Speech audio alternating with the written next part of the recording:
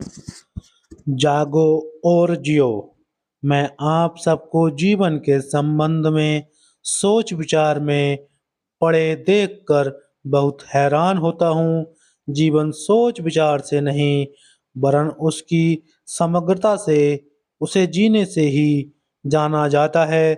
सत्य से परिचित होने का और कोई मार्ग ही नहीं है। जागो और जियो, जागो और चलो। सत्य कोई मृत वस्तु नहीं है कि उसे बैठे बिठाए ही पाया जा सके। वह तो अत्यंत जीवंत प्रवाह है। जीवन के साथ ही जो सब भांति मुक्त और निर्वध हो बहता है, वही उसे पाता है। और बहुत दूर के सोच विचार में अक्सर ही निकट को खो दिया जाता है, जबकि निकट ही सत्य है और निकट में ही वह भी छिपा है जो कि दूर है। क्या दूर को पाने के लिए सर्वप्रथम निकट को ही पाना अनिवार्य नहीं है? क्या समस्त भविष्य वर्तमान के क्षण में ही उपस्थित नहीं है? क्या एक छोटे से कदम में ही बड़ी से बड़ी मंजिल का भी आभास नहीं होता है? क्या एक सीधा साधा किसान जीवन में पहली बार पहाड़ियों की यात्रा को जा रहा था।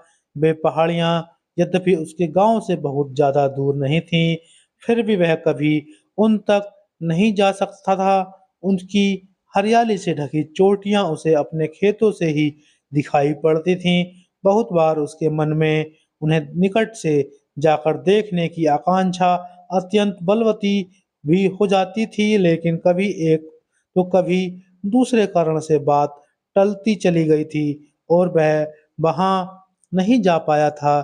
पिछली बार तो वह इसलिए ही रुक गया था क्योंकि उसके पास कंदील नहीं थी और पहाड़ियों पर जाने के लिए आधी रात्रि के अंधेरे में ही निकल जाना आवश्यक था। सूर्य निकल आने पर तो पहाड़ की कठिन चढ़ाई और भी कठिन हो जाती थी, लेकिन अब वह कंडील भी ले आया था और पहाड़ों पर जाने की खुशी में रात भर सो भी नहीं सका था। रात्रि 2 बजे ही वह उठ आया था और पहाड़ियों के लिए निकल पड़ा था, लेकिन गांव के बाहर आकर ही वह ठिठक कर रुक गया था। उसके मन में एक चिंता और दुविधा पैदा हो गई थी। उसने गांव के बाहर आते ही देखा कि अमावस की रात्रि का घुप्स अंधकार है। निश्चय ही उसके पास कंदील थी, लेकिन उसका प्रकाश तो 10 कदमों से ही ज्यादा नहीं पड़ता था और चढ़ाई भी 10 मील की। वह सोचने लगा कि जाना है 10 मील और रोशनी है केवल 10 कदम पड़ने वाली, तो कैसे पूरा पड़ेगा? ऐसे घुप्स अंधकार में इतनी सी कंदील के प्रकाश को लेकर जाना क्या उचित है?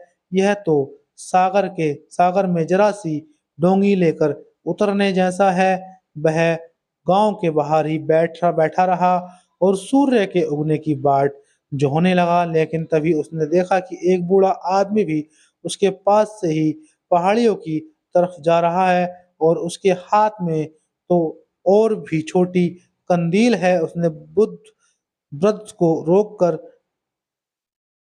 जब अपनी दुविधा बताई, तो बुद्ध वृद्ध खूब हंसने लगा था और बोला था, पागल, तू पहले 10 कदम तो चल, जितना दिखता है उतना तो आगे बढ़, फिर इतना ही और आगे दिखने लगेगा। इस कदम दिखता है तो कुछ सहारे तो सारी भूमि की भी परिक्रमा की जा सकती है। वह युवक समझा उठा और चला और सूर्य उगने के पूर्व भी वह पहाड़ियों पर था।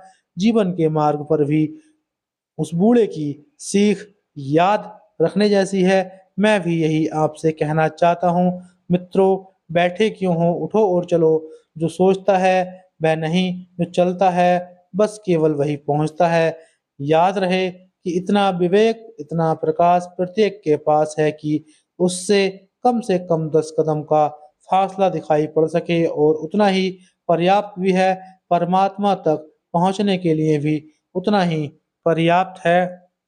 बोध कथा 9 आज ये खत्म हुई। जागो और जियो मिट्टी के दी से ली गई किताब में से अगली कथा कथा बोध कथा 10 प्रेम जहाँ है वहाँ परमात्मा है।